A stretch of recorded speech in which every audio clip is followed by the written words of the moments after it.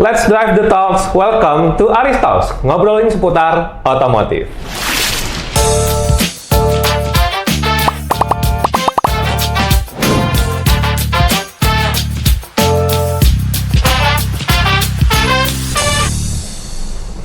Halo Sobat Arista, kembali lagi di Aris Talks, ngobrolin seputar otomotif. Sebuah segmen persambahan dari Arista Group yang dimana kita akan ngebahas tentang dunia otomotif dari sisi yang lebih dekat, lebih dalam, pastinya lebih relevan dengan perubahan zaman. Nah, Sobat Arista, seperti yang kita ketahui kalau kita tarik mundur dari sekarang sampai ke mungkin tahun 2019 ya 90-an, itu dunia otomotif tuh pernah identik dengan yang namanya bensin, RPM tinggi dan raungan mesin nih Sobat Arista. Nah, tapi sekarang jarumnya mulai bergeser. Dari senyapnya motor listrik mulai menggantikan raungan mesin. Kemudian juga colokan listrik atau SPKLU mulai perlahan menjadi sama pentingnya seperti SPBU. Nah, elektrifikasi bukan lagi cuman soal wacana di masa depan, karena elektrifikasi sudah berada di depan mata kita. Bukan cuman soal teknologi baru, tapi juga perubahan besar dari cara kita berkendara. Mulai dari memilih kendaraannya, kemudian juga memaknai mobil itu sendiri, sampai yang namanya menjadi simbol efisiensi, inovasi, serta kesadaran lingkungan kita nih Sobat Arista. Nah, di episode kali ini kita akan ngobrol soal perjalanan industri otomotif menuju elektrifikasi. Nah, yang dimana tantangan yang masih dihadapi, ya peluang yang terbuka, dan bagaimana Arista Group mengambil peran dalam mendukung perkembangan kendaraan listrik di Indonesia. Nah, hari ini kita mendatangkan narasumber yang sangat tepat untuk membahas semua ini. Langsung saja kita sambut Bapak Ali Hanafiah. Selamat pagi Pak Ali. Selamat pagi. Pagi. Bagaimana Pak kabarnya Pak? Baik, alhamdulillah pagi ini saya lebih segar. Wah, Insya Allah, keren banget ya, segar ya. Pastinya kan pagi-pagi ini kita harus sehat, bugar, dan juga untuk menghadapi hari yang panjang pastinya Pak ya. Oke, nah mungkin supaya kenalan dulu nih Pak dengan Sobat Arista yang mungkin belum kenal Bapak. Nah, bisa Pak mungkin diceritakan secara sekilas terkait yang namanya Bapak tuh sebagai Presiden Director tuh perjalanannya seperti apa Pak? Baik, terima kasih ya Rizky. Saya memulai karir tentunya di otomotif ini dari tahun 92 akhir.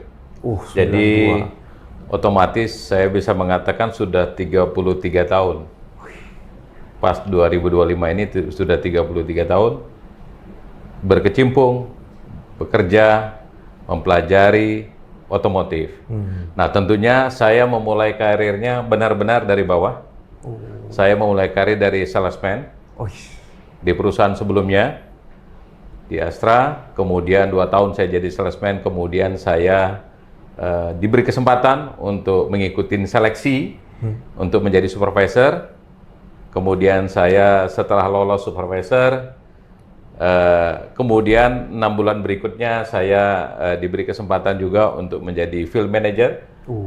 Jadi kemudian berikutnya saya di umur 27 sudah menjadi kepala cabang. Mantap. Di salah satu grup perusahaan yang cukup besar dengan merek yang cukup populer dengan market share yang tertinggi. Kemudian saya karirnya secara tour of duty-nya juga cukup panjang.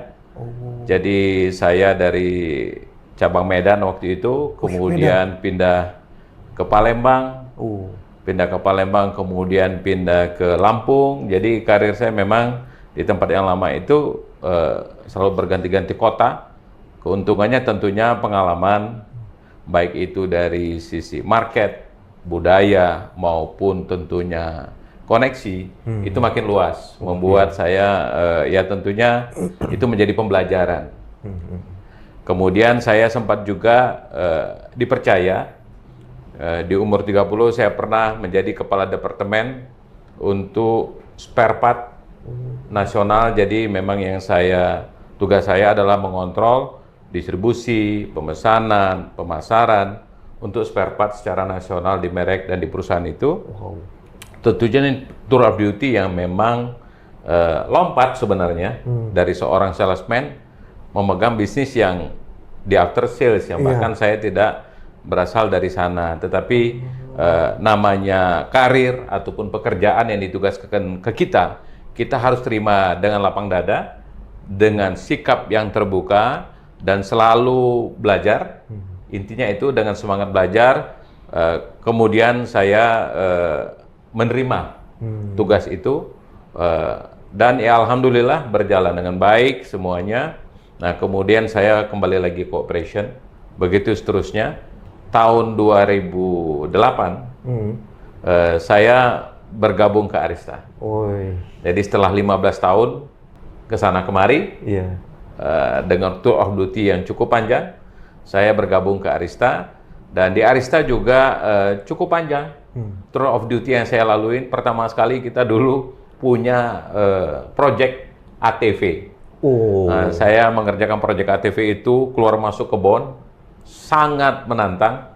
Apalagi bagi saya yang biasa di roda 4, kemudian ini bermain di merek motor motor. Walaupun itu setelah kita analisa dan sebagainya, kita mengambil kesimpulan proyek ini harus kita kembalikan ke prinsipal untuk mengambil keputusannya, dan itu merupakan keputusan yang sangat tepat yang kita ambil setelah kita analisa, setelah kita jalani. Nah, kemudian saya di Arysta Group memegang grup Yamaha. Ya, jadi ini memang lagi-lagi challenge lagi. Biasa di roda 4, kemudian saya ditugaskan untuk memonitor, meningkatkan, membangun di roda 2. Nah, tentunya ini menarik karena saya lagi-lagi semangat saya di dalam bekerja adalah apapun situasinya, dimanapun kita berada, kita harus punya niat untuk belajar. Intinya itu. Kalau kita punya niat untuk belajar, apapun kita bisa cari solusinya. Nah, pada waktu di Yamaha cukup banyak juga pengalamannya, menganalisa marketnya sedikit berbeda dengan roda 4, tapi tidak terlalu jauh perbedaannya. Dan strategi-strategi yang kita terapkan untuk bisa meningkatkan satu model ke model lain, bisa membuat model tertentu kita bisa menang dan sebagainya, menjadi kepuasan dan challenge tersendiri tentunya bagi saya.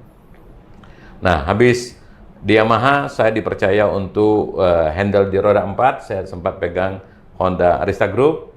Nah, itu juga saya dipercaya oleh chairman kita untuk bisa mengelola dan sebagainya. Honda relatif sudah kembali ke roda 4, jadi saya seperti kembali ke dunia nyata. Walaupun tentunya merek Honda ya punya challenge dan tantangan tersendiri juga dibanding dengan merek sebelumnya. Lagi-lagi saya belajar lagi, begitu seterusnya. Kemudian Arysta menambah cabangnya, baik itu tadi Yamaha menambah, Honda juga kita nambah. Mulai kita menambah di Sumatera, tambah beberapa cabang yang tadinya kita hanya di Jakarta dan Medan, kemudian kita tambah, kita perluas wilayah cabang-cabang kita. Nah, setelah di Honda, kita juga sempat membuka dealer Ford.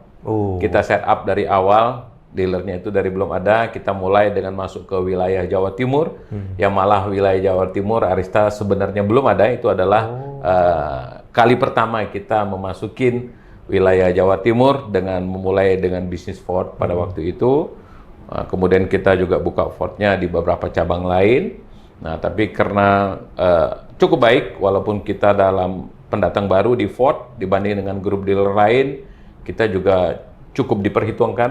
Prestasi yang kita capai juga cukup baik pada waktu itu, dan ini tentunya menambah kepercayaan juga dari ATPM ke Arysta Group. Nah, kemudian karena Ford strategi dari prinsipal besarnya hengkang ataupun angkat kaki dari Indonesia.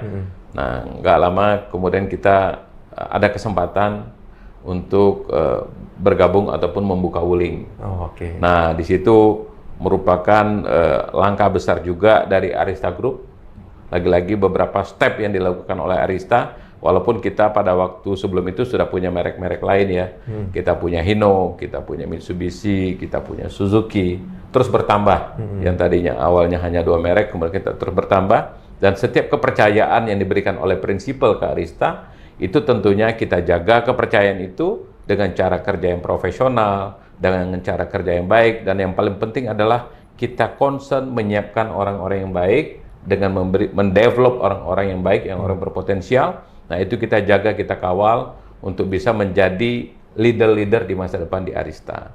Nah, setelah Wuling itu cukup masif, kita menambah cabangnya pada waktu kita buka Wuling. Nah, kemudian setelah Wuling kita beranjak lagi, saya diminta lagi untuk mengurus merek lain, ya, kemudian BYD. Nah, ini sekarang tentunya BYD juga menjadi tantangan baru bagi kita. Nah, begitu seterusnya. Jadi memang tour of duty yang pada waktu saya di Arista juga cukup panjang dibanding juga dengan sebelumnya juga saya juga punya tour of duty yang juga memang menambah lah wawasan dan pengalaman di dalam dunia otomotif. Itu sekilas Rizky, dan cukup panjang ya. Kalau kita mau ceritakan lebih panjang lagi sebenarnya, tapi karena waktu dan sebagainya cukup sampai di sini tentang itu. Tapi mungkin mudah-mudahan bisa teman-teman tahu, yang pasti saya adalah berasal dari salesman dan sampai hari ini jiwa dan profesi saya masih memegang itu adalah saya salesman. Kalau jabatannya hanya amanah dan tanggung jawab, tapi profesi salesman itu tidak pernah lekang dari seorang salesman. Luar biasa sekali Sobat Arista, bener-bener dari salesman sampai presiden director, bahkan jiwa salesman-nya nggak hilang Pak ya, bahkan sampai sekarang pun gitu. Wah, dan kalau dilihat-lihat pastinya mulai dari salesman roda 4 masuk ke kemudian jadi field manager, terus pegang area Sumatera Pak ya, itu Pak gitu ya. Sempat. Keren banget, bahkan masuk ke after sales juga. Nah, saya penasaran Pak, apa yang Bapak rasakan waktu pindah dari salesman ke after sales? Itu Pak. Ya tentunya lagi-lagi saya bilang tadi, ini merupakan tantangan.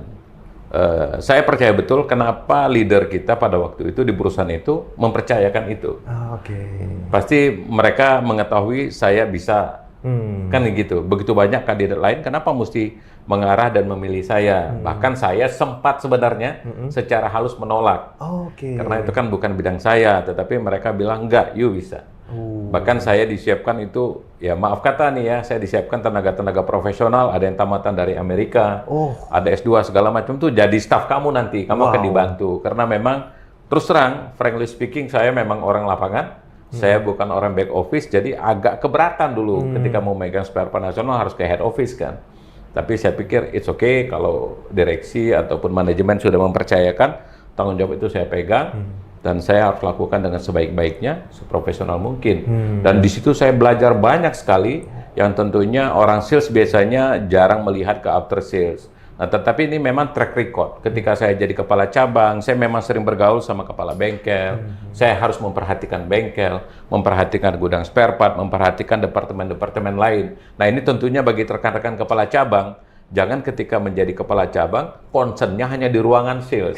Tapi lihat semua kiri kanan, lihat administrasi, bagaimana mereka bekerja, lihat teman-teman di suku cadang, di spare part itu di gudangnya seperti apa, apakah tempat kerja mereka oke, apakah yang menjadi concern mereka, apa yang menjadi hambatan mereka. Begitu juga di bengkel, bagaimana unit entry-nya, apakah customer itu ruang tunggunya sudah layak, apakah seluruh service advisor-nya melayani customer dengan benar. Begitu juga dengan mekaniknya. Kita juga sebagai kepala cabang tentunya harus menyapa mereka. Nah, dengan sering berkomunikasi dengan mereka, justru pengetahuan kita bertambah. KPI-nya kalau di spare part itu ini yang perlu diperhatikan. Kalau di service itu yang perlu diperhatikan itu adalah ini. Kalau spare part itu butuh cepat itu ada pola pemesanan yang khusus dan sebagainya. Nah, ini istimewanya adalah nggak banyak kepala cabang yang mau concern begitu, jadi saya kelihatan berbeda. Nah, kita ketika ingin menapak karir, satu kuncinya buat kita berbeda sama orang lain dengan cara yang positif tentunya. Itu buat tips bagi teman-teman. Begitu juga salesman untuk bisa dipilih oleh customer. Apa alasan customer memilih ke kita dibanding dengan salesman lain umpamanya? Kalau sama aja, ya kenapa dia mesti membeli sama kita? Nah, buat nilai-nilai ataupun value yang bisa membedakan kita, salesman Arista, dengan salesman-salesman di tempat lain. Apakah itu penguasaan product knowledge? Apakah itu integritas dan kemampuan melayani yang maksimal? Apakah itu helpful-nya kita dirasakan oleh customer? Ini yang harus didapatkan oleh customer. Ketika dia ketemu sama kita, dapat good impression. Nah, ini salesman yang gue cari. Nah, bisa nggak kita sebagai wiraniaga di Arista, setiap di activity, setiap ada titik critical point ketemu dengan pelanggan, kita bisa meninggalkan kesan positif itu. Nah, ini tentunya tantangan bagi Wiraniaga. Ya, kata kuncinya adalah disiplin, melayani tanpa pamrih, jaga integriti. Kalau 3 hal ini teman-teman bisa pegang, saya yakin customer tidak akan melupakan teman-teman semua sebagai Wiraniaga. Hal-hal lain yang menjadi hambatan itu sudah akan hilang. Ya, pepatah bahasa Inggris mengatakan, good begin is a half done. Awal yang baik ketika kita ketemu dengan customer, meninggalkan impresi yang baik, 50% hambatan itu sudah terselesaikan ketika di awal. Good begin is a half done. Jadi harus dimulai dengan yang baik. Jadi jangan pamrih, jangan pilih kasih di dalam memberikan pelayanan ataupun menjelaskan produk yang sedang kita jual, yang sedang kita jaga di pameran, yang sedang kita jaga di showroom. Harus betul-betul dengan sepenuh hati layani customer. Maka itu dengan sendirinya customer akan mendapatkan good impression ketika dia berkunjung dan ketemu dengan kita. Dan itu yang membuat kita berbeda dengan salesman-salesman lain.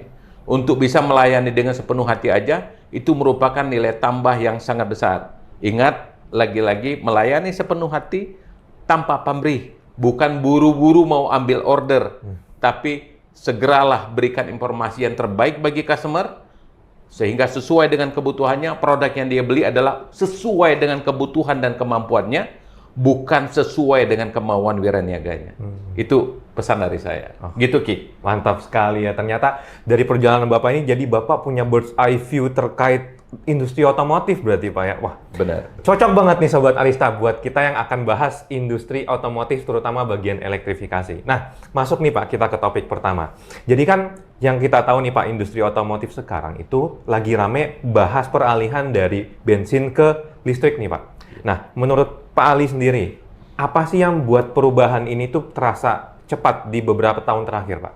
Ini pertanyaan yang sangat banyak dipertanyakan oleh masyarakat terutama. Betul. Bahkan kita bukan bilang dari bensin ke listrik, tetapi dari ICE ya. Oke, ICE. Combustion engine yang menggunakan bahan bakar fosil menjadi kendaraan elektrik gitu ya. Atau kendaraan dengan new energy vehicle. Jadi new energy ini memang menjadi tren saat ini, tapi bukan hanya tren, tapi new energy vehicle ini menjadi kebutuhan. Menjadi kebutuhan. Nah, kita tahu bumi kita ini bahan bakar fosil sangat terbatas dan production cost-nya juga cukup besar.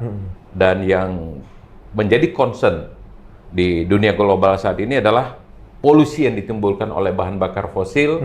Ini akan bisa meningkatkan panas bumi dan sebagainya. Nah, ketika ada kendaraan listrik, program langit biru umpamanya yang sering dibuat dan digaung-gaungkan di Indonesia dari zaman dulu, ini akan lebih cepat tercapai. Jadi memang kita harus peduli dengan lingkungan. Kita harus mengurangi polusi yang ada. Karena kita tahu sudah tingkat kesadaran masyarakat dengan pendidikan yang makin baik, dengan informasi yang begitu mudah mereka dapatkan, masyarakat makin confidence bahwasanya kendaraan listrik ini adalah solusi untuk menghadapi tantangan saat ini, baik isu global terhadap pemanasan bumi, global warming ya, atau memang isu juga terhadap cost efisiensi. Jadi dengan adanya mobil listrik, tentunya mereka bagi yang sudah berpengalaman memakai sangat puas sekali, gitu. Nah ini yang dan disambut baik juga oleh peraturan pemerintah. Pemerintah juga sangat mendukung. Ini menyebabkan percepatan pertumbuhan mobil listrik di Indonesia khususnya. Nah tadi Pak, kalau Bapak sampaikan berarti kan apa ya ibaratnya environmental awareness-nya mereka berarti Pak ya terkait lingkungan mereka. Pasti karena mungkin apakah karena mereka udah mulai melihat masa depan ini anak-anak cucu kita itu bakal hidup di masa depan, makanya dari sekarang udah harus mempersiapkan. Apakah karena itu juga, Pak? Bisa jadi ya. Jadi memang kan tingkat kesadaran akan itu makin baik. Yang pasti kalau orang memiliki mobil listrik, paling nggak garasinya itu tidak ada polusi udara. Kan gitu. Kalau mereka punya anak kecil, anak bayi, ataupun ya orang-orang tua yang punya cucu di rumahnya, ini tentunya akan lebih lega karena bebas polusi Oke. di rumahnya. Contohnya begitu, walaupun memang nggak semua, banyak hal-hal lain yang menyebabkan orang juga beralih kendaraan listrik ke kendaraan listrik. Pertama, cost efisiensi tadi. Jadi dengan memiliki kendaraan listrik, biaya memiliki kendaraannya itu lebih terukur. Oke. Ya, lebih terukur dalam arti kata, setiap orang membeli kendaraan ada biaya kepemilikan. Biaya kepemilikan ini mulai dari biaya bahan bakarnya kalau itu mobil ICE, kemudian biaya perawatannya, biaya pergantian suku cadang, kemudian juga biaya pajak dan sebagainya.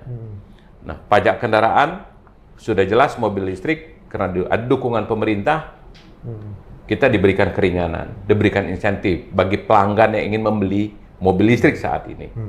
Nah, itu juga kalau di-compare dengan mobil lain, tentunya ini menjadi benefit yang membuat hitungan dan kalkulasi perbelanjaan mereka menjadi lebih efisien. Nah, kemudian konsumsi bahan bakar dibanding dengan pembelian kWh meter listrik. Nah, ini juga sudah ada analisanya dan hampir semua wira niaga kita bisa menjelaskannya. Efisiensinya sangat berasa.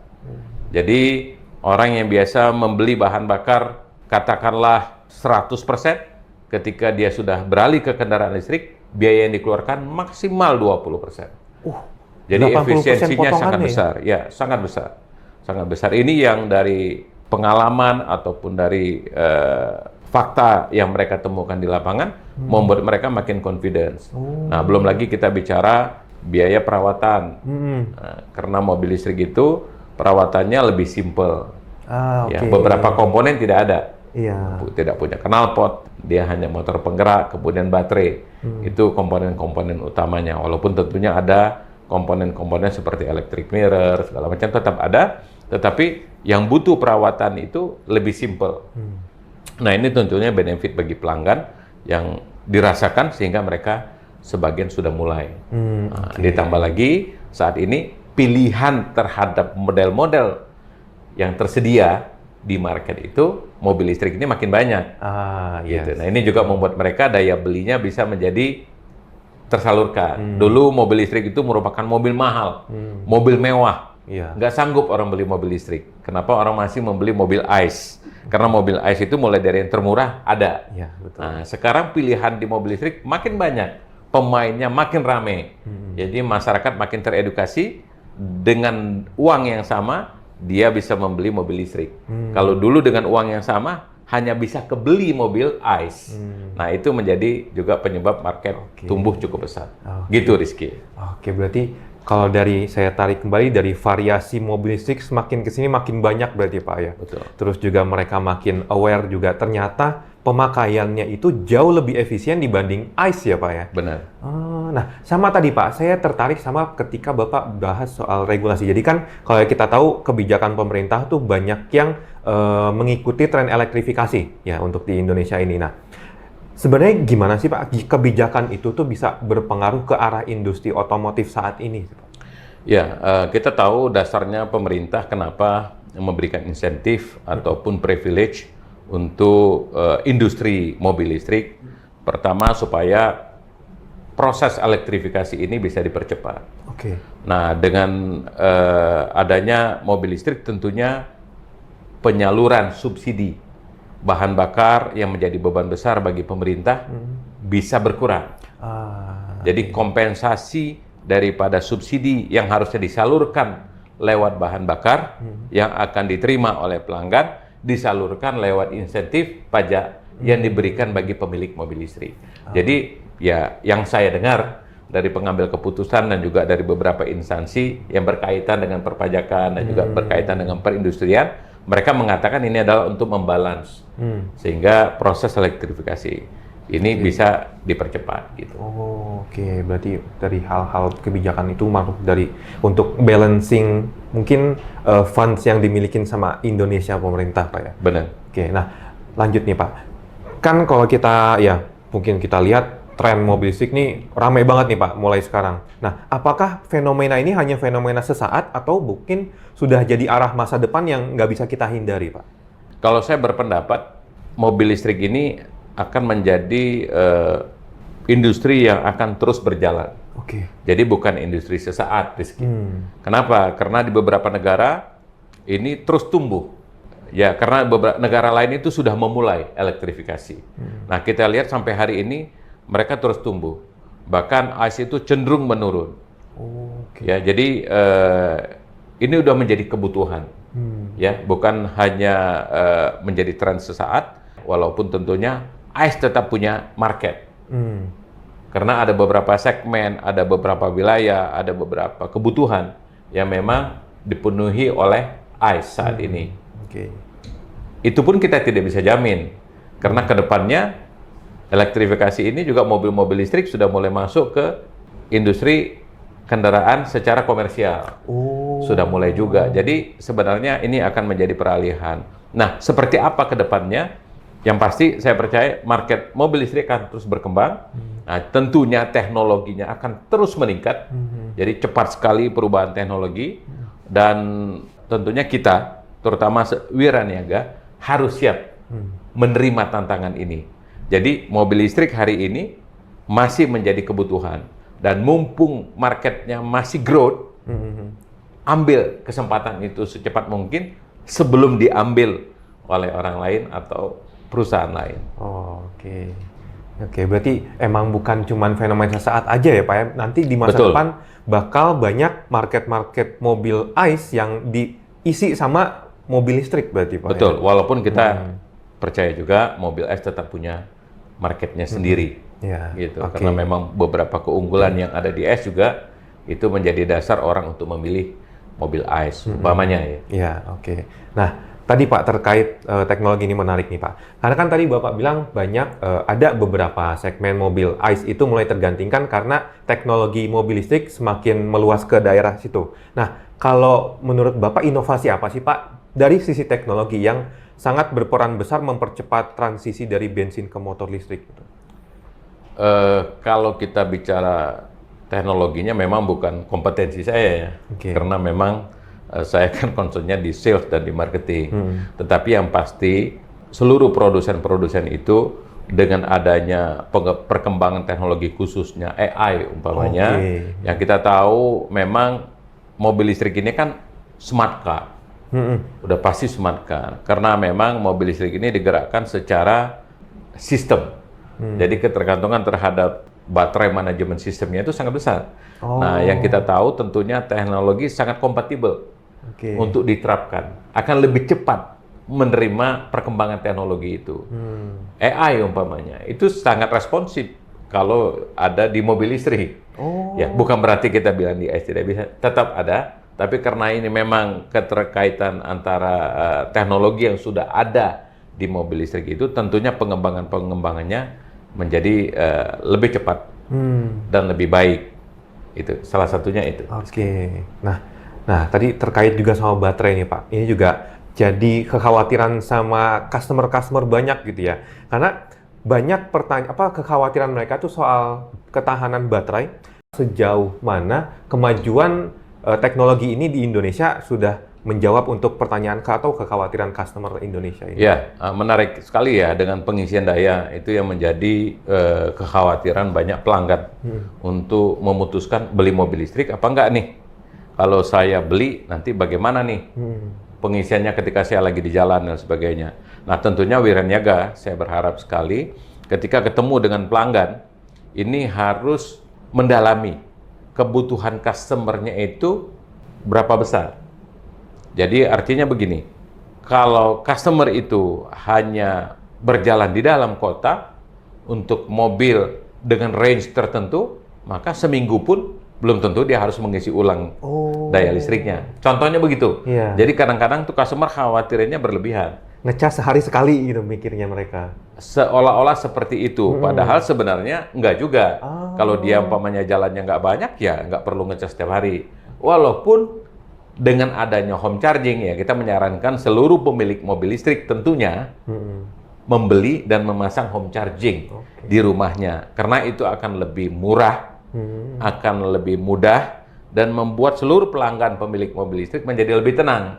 Jadi ketika dia tidur tinggal colok pertama di jam 10 sampai dengan jam 5 pagi itu akan mendapatkan subsidi, Oh, ada subsidi dari dari situ, PLN. Pak? Ya, Wow. jadi ketika memang home chargingnya sudah terregister dan apalagi masangnya home chargingnya ke Arista ya, Oh. itu sudah pasti itu. Iya. Ya, karena kita memang sudah dapat registrasi di PLN dan seluruh home charging kita itu akan bisa mendapatkan subsidi karena pakai NVC card ya, pakai card yang memang sudah terkonek dengan registrasi MPLN.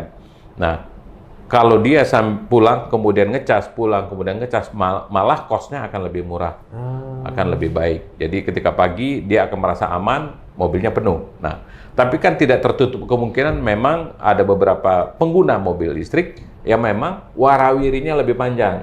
Ya, umpamanya dia katakanlah kolektor umpamanya, atau mungkin dokter yang memang mungkin dari satu tempat ke tempat lain karena banyaknya tempat praktek dan sebagainya. Nah, Arista melihat ini menyiapkan SPKLU. Oke.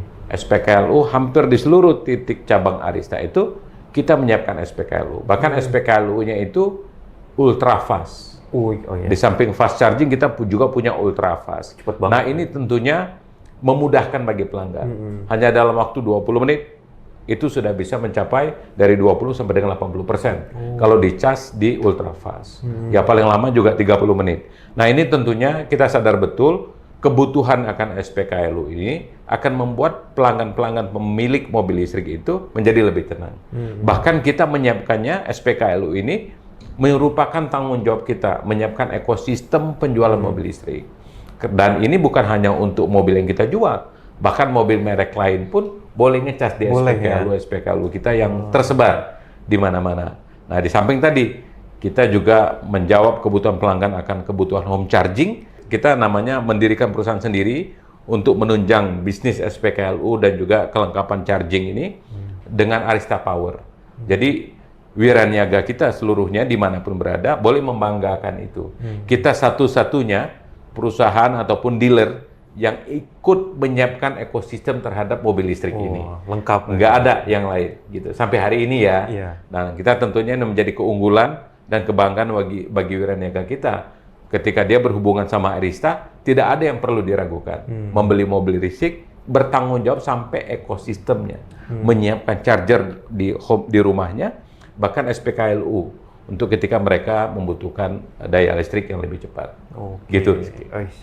Mantap banget berarti ya. Ternyata kemajuan teknologinya mobil listrik itu bukan cuma sekedar di mobilnya aja ya Pak ya, tapi sampai ekosistem ngecas di rumah pun juga ada, bisa buat mereka yang mau. Betul, gitu ya. betul sekali. Nah, lanjut nih Pak. Karena kan mungkin sekarang kita tahu mobil listrik udah banyak di jalanan gitu ya, dan mungkin udah terjawab dari ekosistem pengecasan. Tapi apakah masih ada Pak tantangan yang masih dihadapi sama mobil listrik dibandingkan ICE ini Pak? Ya, namanya tantangan itu harus selalu ada. Nah, bagi wiraniaga juga jangan takut dengan tantangan gitu. Setiap kita mau jualan itu pasti ada keberatan dari pelanggan. Macam-macam. Dan mereka itu perlu jawaban, perlu solusi. Nah, itulah tugasnya wiraniaga. Ketika tantangan sudah tidak ada, maka bisa-bisa wiraniaga nggak diperlukan lagi. Justru karena ada tantangan ini, perlu wiraniaga profesional yang bisa menjelaskan, menjawab kepada pelanggan. Bahwasanya ya yang paling utama tentunya adalah infrastruktur tadi. Tapi kita sendiri bekerja sama dengan PLN. Kemarin saya baru hadir peresmian SPKLU di Bandung. Itu merupakan pusat pengecasan ya, jadi charging station yang cukup besar yang disiapkan PLN. Jadi di samping kita sebagai pihak swasta, PLN sebagai BUMN juga sangat mendukung. Ya, dan ini terus kita kerjasama yang baik ini terus kita tingkatkan supaya charger ini dimanapun bisa ditemukan. Bahkan pada saat ini PLN dan tim itu sedang melakukan roadshow untuk melihat kesiapan charger di dalam menyambut Natal dan Tahun Baru. Jadi mulai dari Lampung sampai Bali itu tidak perlu ada yang dikhawatirkan. Hampir di setiap titik ketika charger itu dibutuhkan sudah tersedia. Bahkan dengan PLN Mobile itu bisa dilakukan trip planner. Jadi di aplikasinya itu sudah ada perencanaan perjalanan. Jadi kalau umpamanya Pak Rizky mau ke Lampung, dari Lampung umpamanya start, kemudian mau ke Bali, kemana harus mengecas Oh. Berapa lama dan berapa jauh jaraknya. Dan ini tidak perlu mengkhawatirkan bagi orang yang melakukan long trip di Indonesia. Karena kita tahu kita negara kepulauan. Betul. Ya tentunya ini menjadi ya tantangan tadi. Tapi alhamdulillah BUMN kita, PLN yang begitu bagus sudah menyiapkan ini. Ya didukung. Jadi seluruh pelanggan EV nggak usah khawatir. Pemerintah pun ikut mendukung untuk kesiapan sampai kendaraan ini dimanapun bisa mengisi. Hampir di beberapa titik ya, di SPBU, di rest area, semua ada, hampir semua ada SPKLU. Ini tentunya memudahkan. Oke, iya karena ini Pak, tantangan yang kalau saya sering dapat dari teman-teman sales Pak ya, itu adalah mindset-nya customer itu berpindah dari bensin ke mobil listrik. Karena kan mindset mereka bensin, SPBU ada di mana-mana. Sementara yang di pikiran mereka, sementara SPKLU belum terlalu banyak gitu dibandingkan SPBU. Ternyata dari PLN ada jawaban buat itu Pak ya, planner itu ya? Benar. Oh, oke. Wih, udah. Bahkan bisa lebih banyak. Ya, bahkan planningnya, rencana besarnya adalah di setiap SPBU akan ada SPKLU. Wah, benar-benar disandingin sama SPBU berarti Pak ya? Dan tidak di setiap SPKLU ada SPBU. Oh iya benar juga. Artinya jumlah SPKLU akan lebih banyak daripada SPBU. Wah. Mudah-mudahan ini bisa terrealisasi segera. Ya karena di kantor PLN kan nggak ada SPBU. Benar ya. Ya Di kantor-kantor pemerintah, di gedung-gedung kan tidak ada. Tapi di sana, jadi SPKLU atau pengguna mobil listrik itu lebih mudah mengisi daya, mengisi energi dibanding bahkan dengan SPBU. Wow, oke. Keren banget ya. Jadi nggak perlu khawatir lagi Nggak pada perlu khawatir kedepannya lagi. ya. Nggak perlu khawatir. Oke. Nah, berarti kan kalau kita lihat nih, mobil listrik ini udah mulai dianggap jadi simbol gaya hidup baru lah ya Pak ya. Yang lebih modern, efisien, juga ramah lingkungan. Nah, tapi perubahan pola pikir itu apakah ada Pak? Karena yang tadi dibilang dari ICE yang tadinya mikirnya isi bensin ke SPBU ini ngecas di SPKLU banyak, bisa juga di rumah. Itu perubahan pola pikirnya apakah ada Pak? Ya itu, ketika orang membeli mobil listrik menjadi lebih mudah. Dia nggak perlu ngantri di SPBU. Oke. Pagi mau berangkat ke kantor, udah langsung berangkat aja ke kantor. Iya. Ya kalau dia menggunakan ICE, dia harus berpikir dari rumah mau isi di SPBU yang mana ya. Kan gitu. Iya, Kemudian iya, beberapa titik areanya macet. Kalau dia harus keluar dari tol, kemudian beberapa titik harus ngantri. Gitu kan. Nah ini enggak. Pada saat start di rumah udah full gitu ya, jadi nggak perlu khawatir lagi. Jadi ya? lebih mudah lah, lebih mudah. Ini memang bukan hanya sekedar gaya hidup, tapi memang memberi kemudahan. Jadi adanya teknologi itu lagi-lagi bermanfaat, bermanfaat bagi masyarakat banyak. Nah, terutama teknologi yang ada di EV atau di kendaraan, sehingga muncul kendaraan EV itu memberi manfaat yang besar bagi pengguna kendaraan. Oke. Berarti dari perubahan gaya hidup tadi juga mempengaruhi cara mereka ini apa ya? Kehidupan sehari-hari berarti ya. Dari yang mereka biasanya jalan, tapi di perjalanan mereka harus cari SPBU, belum lagi SPBU itu macet akhirnya atau ngantri ya, akhirnya ngabisin waktu mereka di sana. Nah, ini benar-benar kehidupan sehari-hari mereka jalan dari rumah udah full, kemana-mana, balik lagi ke rumah, bisa dicas, nggak perlu ngantri kemana-mana berarti. Bahkan waktu itu, waktunya bisa dipakai buat untuk keluarga, Pak ya? Benar, Oh, benar. Jadi banyak sekali benefit yang didapat. Iya. Belum lagi nih ketika di SPBU harus turun, ya di sana tetap ada polusi, dan sebagainya. Jadi dia kalau pakai mobil listrik, pagi-pagi seger dari rumah, habis mandi dengan parfum, sampai ke kantor tetap.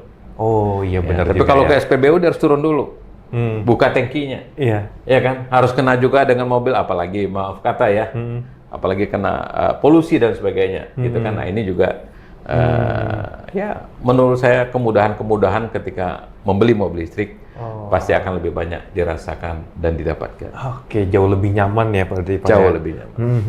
Oke, nah terus lagi nih Pak, peralihan ke mobil listrik kan bukan cuma soal dari mesin ke motor listrik gitu ya. Nah, terutama nih buat generasi muda Pak, apakah mereka bisa lebih cepat untuk menerima perubahan ini Pak dibanding dengan generasi yang sebelumnya? Bahkan kalau bisa saya katakan, dari pembeli mobil listrik yang sekarang ini, itu adalah cenderung orang yang lebih muda. Oh. Cenderung orang yang lebih muda. Oke. Kenapa? Yang melek teknologi, yang lebih teredukasi, yang lebih berani mengambil keputusan tentunya orang muda. Ya, kita tahu kalau sudah makin mature, makin dewasa, tidak mau rumit dan tidak mau beralih. Jadi dari satu zone ke zona lain itu kan perlu upaya untuk beralih. Nah, justru yang paling banyak yang kita tahu pada waktu pertama kali umpamanya BYD di launching gitu ya, itu rata-rata yang beli Seal itu adalah orang-orang muda. Ya, kita tahu karena teknologinya itu juga luar biasa. Dengan mobil yang seharga itu, tapi teknologi untuk speednya segala macam sudah seperti sport car gitu. Nah, tentunya anak muda yang butuh kecepatan, butuh teknologi sound system yang bagus, butuh ini dan itu. Lagi-lagi peralihan ini akan lebih cepat menjangkau anak-anak muda yang tentunya anak muda yang sudah punya kemampuan, yang sudah punya daya beli dan sebagainya. Karena mereka lebih melek teknologi juga ya Pak, dan berani betul. ambil keputusan. Berani ambil keputusan. Kata kuncinya adalah berani mengambil keputusan. Karena ya tadi mobil listrik ini bisa jadi mobilitas masa depan itu Pak ya. Lanjut nih Pak. Kita fokus ke Arista Group sendiri nih. Bagi Arista Group Pak, pasti kan ada proses adaptasi besar menghadapi era elektrifikasi ini Pak, di Indonesia. Nah, langkah nyata yang sudah diambil oleh Arista Group ini apa Pak untuk menghadapi perubahan itu? Ya, terutama Arista tentunya melihat market, melihat tantangan yang ada itu menjadi peluang. Jadi kita Arista Group ini merupakan penjual mobil listrik terbesar sebenarnya. Ya, walaupun tentunya ini menjadi tantangan ya, bukan untuk kita koar-koar atau untuk kita banggakan, tetapi itu yang tadi sampai kita punya tanggung jawab untuk menyiapkan ekosistemnya dan sebagainya. Tapi yang pasti Arista itu siap untuk menghadapi tantangan. Ya, kita siap dengan outlet kita hampir di seluruh Sumatera kita ada, seluruh Pulau Jawa kita ada, bahkan Kalimantan, seluruh provinsi yang ada di Kalimantan juga kita ada. Nah, ini tentunya menjadi nilai tambah bagi Arista dan tentunya bagi teman-teman semua. Ketika orang membeli ke Arista, network-nya ada di mana-mana, dan tentunya dengan adanya network Arista ini, tersebarnya network Arista, memudahkan juga bagi pelanggan untuk mendapatkan pelayanan yang mereka butuhkan ketika mereka melakukan perjalanan panjang, atau ketika mereka pindah, atau ketika mereka dari satu provinsi ke provinsi lain. Nah, Arista siap untuk melayani mereka. Berarti emang kita harus siap, dan ini bukan cuma sekedar jadi dealer terbesar, tapi juga tanggung jawab Arista Group itu ya Pak, untuk memastikan customer-customer yang beli itu merasa nyaman dengan perpindahan ke mobil listrik itu Pak ya. Nah, nyambung nih Pak ke pelayanan dan juga sama sejarah Bapak di after sales nih. Karena kan kalau kita tahu secara purna jual atau after sales mobil listrik ini juga berubah Pak ya, dibandingkan dengan after sales-nya seperti ICE gitu. Nah, kehadiran ini tuh mengubahnya di sisi apa aja Pak di bagian after sales Pak? Tentunya kalau pelayanan, saya berharap kepada seluruh jajaran frontliner di Arista harus benar-benar sesuai dengan visi misinya Arista. Customer itu merupakan yang nomor satu bagi Arista. Arista ada seperti ini karena pelanggan. Jadi kita berharap semua frontliner Arista itu memberikan pelayanan yang maksimal. Nah, mobil listrik ini tentunya walaupun intensitas ke bengkelnya hanya 1 tahun sekali, 20.000 kilometer sekali ya. Tetapi menurut saya rekan-rekan wiraniaga harus tetap melakukan retention, CRO tetap melakukan follow up, SA tetap melakukan monitor terhadap kendaraannya. Jadi komunikasi dengan pelanggan itu harus tetap dijalin. Walaupun dia jarang ke bengkel kita, tapi saya pikir wiraniaga harus punya strategi untuk selalu menyapa customer-nya, supaya tahu bagaimana kendaraan yang dimiliki oleh pelanggan itu, dan itu bagi wiraniaga itu harus dipikul sebagai tanggung jawab. Jadi ketika customer sudah membeli mobil dari Arista, maka mulai saat itu mobil itu menjadi tanggung jawab wiraniaga, tanggung jawab frontliner Arista, tanggung jawab dari semua jajaran yang ada di Arista untuk membuat customer itu nyaman. Jadi pelayanan itu sangat penting dan kata kuncinya adalah komunikasi yang baik dan rutin dengan pelanggan dengan program-program retention. Jadi dari wiraniaga, CRO, SA itu semua harus bekerja sama. Oke. Ya, semuanya memang harus berkesinambungan untuk memastikan pelayanan yang diberikan kepada customer ini full ya Pak ya buat mereka. Benar. Oke. Nah, sama lanjut nih Pak. Gimana nih Pak menurut pandangan Bapak terkait kesiapan infrastruktur juga dukungan pemerintah terutama menjelang 2026 ke depan Pak? Ya, tadi saya sudah katakan kesiapan infrastruktur ini pemerintah sangat mendukung. Jadi 2026 saya pikir infrastruktur untuk mobil listrik ini seperti SPKLU dan lain-lain itu tentunya akan menjadi lebih banyak dan lebih siap. Jadi planningnya titik-titik di mana charging station ataupun pusat-pusat SPKLU ini akan bertambah ya yang tadinya sebelumnya tidak begitu banyak hanya di area-area swasta ataupun di area-area tertentu, sekarang bahkan PLN aja pun sudah ikut berperan. Dan mungkin ke depan akan ada di kantor-kantor pemerintah planningnya sampai begitu. Karena pemerintah pun tentunya akan ikut mendukung program elektrifikasi ini dan nanti pengadaan-pengadaan juga tentunya ini menjadi peluang bagi wiraniaga untuk segera mendekati instansi-instansi yang ada di wilayahnya masing-masing karena tahun depan mungkin anggaran akan banyak membeli kendaraan listrik. Oh, oke. Wow, ya ternyata pemerintah sendiri pun juga ikut serta untuk berpindah ke elektrifikasi ini, Pak ya? Benar. Wow, keren banget ya. Nah, berarti kalau disampaikan nih Pak, kan kalau kita lihat secara proporsi mungkin sekarang masih banyak ICE dibandingkan mobil listrik, tapi apakah mobil listrik ini akan menggantikan atau justru keduanya jalan berdampingan Pak mereka? Kalau yang kita lihat seperti tahun berjalan ini, kan masih berdampingan. Tapi berdampingan, seperti saya bilang tadi, kebutuhan terhadap mobil ICE kan tetap ada. Ini akan tetap ada. Tetapi penggantian orang yang ingin menambah mobilnya itu rata-rata sudah mulai melihat mobil listrik. Dan nanti satu saat berapa komposisinya ya kita akan melihat seperti apa. Ya, jadi mulai dari model-model yang tersedia, kemudian kesiapan network ataupun cabang-cabang yang ada, kebutuhan di masing-masing varian mobilnya sendiri karena masing-masing varian itu punya keunikan tersendiri. Nah, itu juga akan menyebabkan nanti komposisi itu yang saya yakin sekali komposisi mobil listrik itu kalau dari titik sekarang ini akan terus tumbuh. Akan terus tumbuh dan akan terus berkembang. Gitu. Berarti tetap akan berdampingan tapi mungkin banyak yang sudah mulai melirik nih Pak ke mobil listrik berarti Pak ya. Oke, terakhir nih Pak, pesan Bapak untuk customer terutama masyarakat nih Pak ya, yang calon pembeli mobil listrik agar mereka tuh siap menyambut transformasi besar ke elektrifikasi di dunia otomotif ini, Pak. Ya, baik ya. Tentunya ini saya sampaikan kepada wiraniaga semuanya ya, untuk supaya apa yang saya sampaikan ini bisa ke pelanggan, gitu. Karena kita tahu yang paling dekat dengan pelanggan itu adalah wiraniaga kita sebagai frontliner. Dan pertanyaan-pertanyaan itu tentunya akan banyak muncul dari pelanggan ke wiraniaga kita. Nah, tentunya sebagai masukan ataupun saran dari saya, ini adalah waktu yang tepat untuk memiliki dan membeli mobil listrik. Nah, kenapa? Karena kita tahu privilege ataupun insentif ini tidak akan mungkin terus akan diberikan oleh pemerintah.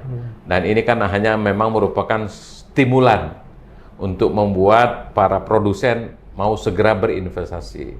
Nah, setelah ini berjalan dan mobil listrik ini sudah tersosialisasi dengan baik dan pemerintah yakin semua orang juga sudah merasakan manfaatnya mobil listrik ini, kemungkinan besar insentif-insentif itu tidak akan kita terima seperti sekarang.